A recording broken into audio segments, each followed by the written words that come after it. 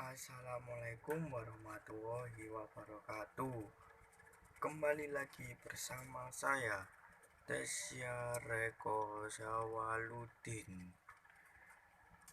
Di sini kali ini saya akan membahas tentang apa ya tadi? Saya mau lupa. Apa ya teman-teman?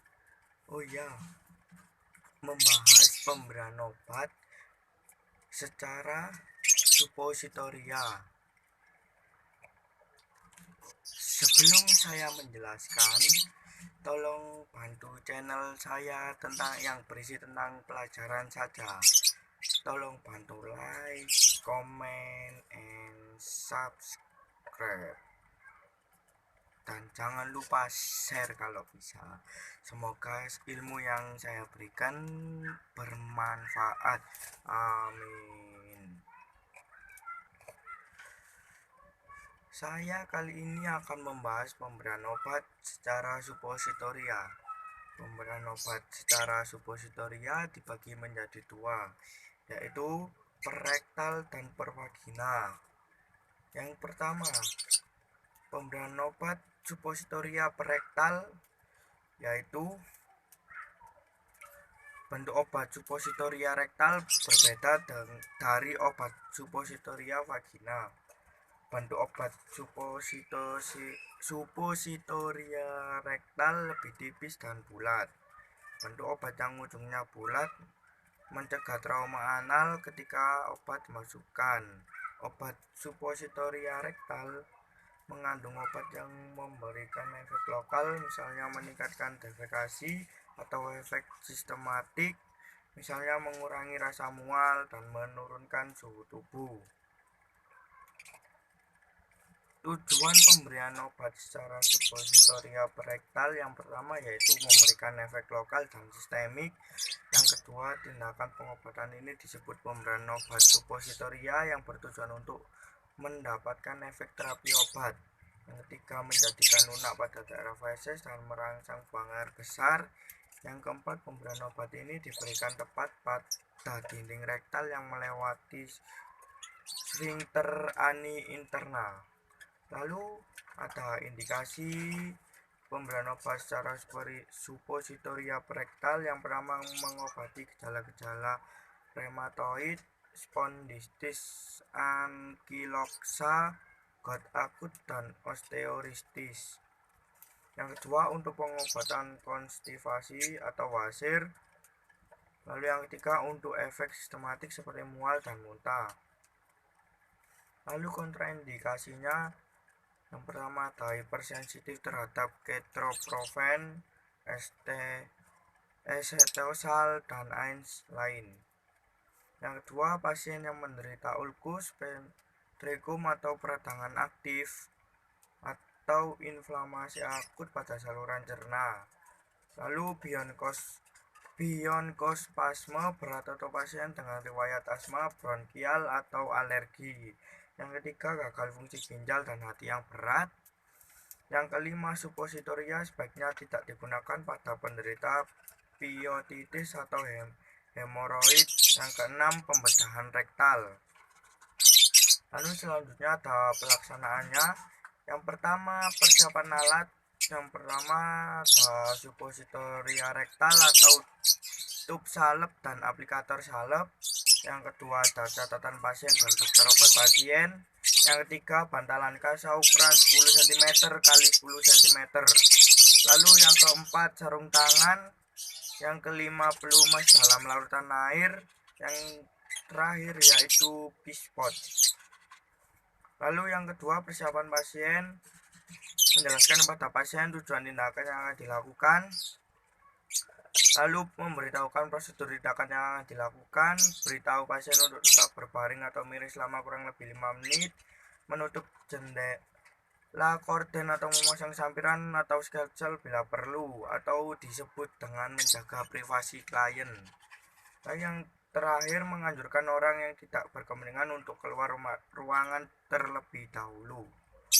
Lalu yang berikutnya ada prosedur tindakan.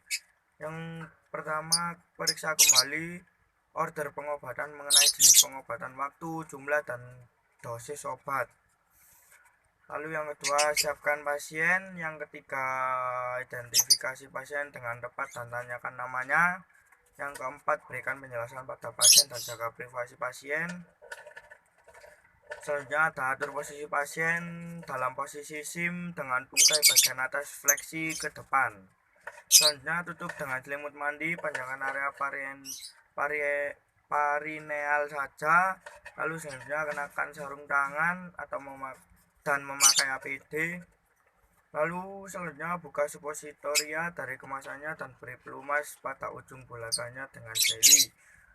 Beri pelumas sarung tangan Anda pada jari telunjuk dan dominan Anda. Lalu selanjutnya minta pasien untuk menarik nafas dalam melalui mulut dan untuk merelaksasi sphincter ani. Lalu mendorong suppositoria melalui sphincter yang kontriksinya menyebabkan timbulkan nyeri. Lalu regangkan bokong pasien dengan tangan dominan. Dengan jari telunjuk yang tersarungi, masukkan suppositoria ke dalam anus melalui sphincter ani dan mengenai dinding rektal 10 cm pada orang dewasa dan 5 cm pada bayi dan anak-anak. Lalu selanjutnya anak suppositoria harus ditetapkan pada mukosa rektum supaya pada pasiennya diserap dan memberikan efek terapeutik. Lalu selanjutnya tarik jari Anda dan bersihkan area anal pasien dengan tisu. Lalu selanjutnya anjurkan pasien untuk tetap berbaring terlentang atau miring selama 5 menit untuk mencegah keluarnya suppositoria. Selanjutnya, jika suppositoria mengandung laktosid atau lunak feses, tekan tombol pemanggil dalam jangkauan pasien agar pasien dapat memberi bantuan untuk mengambil pispot atau ke kamar mandi. Selain letakkan tombol pemanggil, pasien juga bisa memanggil perawat di nurse station-nya atau ruang perawat dengan bantuan keluarganya. Lalu buang sarung tangan pada tempat yang benar, cuci tangan, kaji respon pasien, dokumentasi seluruh tindakan. Lalu yang selanjutnya saya akan melanjutkan pemberian obat suppositoria per vagina. Definisinya yaitu obat vagina tersedia dalam bentuk suppositoria, sabun, jeli atau krim. Obat suppositoria tersedia dalam bungkus satuan dan dikemas pada pembungkus timah. Penyimpanan di lemari es mencegah obat suppositoria padat berbentuk oval meleleh. Setelah obat suppositoria dimasukkan di dalam rongga vagina, suhu tubuh akan membuat obat meleleh distribusi dan diabsorpsi. Lalu tujuan pemberian obat suppositoria vagina yaitu yang pertama mengobati infeksi pada vagina, selanjutnya menghilangkan nyeri, rasa terbakar dan ketidaknyamanan pada vagina. Yang ketiga, mengurangi peradangan atau inflamasi.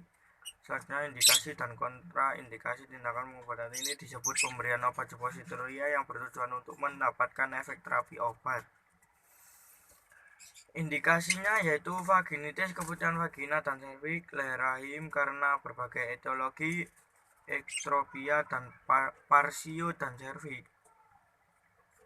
Serviks sebagai homeostatis setelah biopsi yang pengangkatan polip di serviks, uretra eksterna dan papilloma uretra, kondiloma cuminata.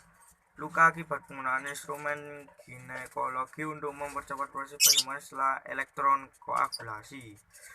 Yang selanjutnya ada kontraindikasinya yaitu jangan berikan pada orang yang mempunyai kecenderungan hipersensitif atau alergi. Lalu penata laksanaan pemberian obat suppositoria per vagina yaitu yang pertama persiapan alat, yang pertama ada obat dalam tempatnya, yang kedua aplikator untuk vagina, yang ketiga pelumas untuk suppositoria, selanjutnya ada sarung tangan sekali pakai, pembalut, handuk bersih, perlak atau pengalas, gorden atau sampiran.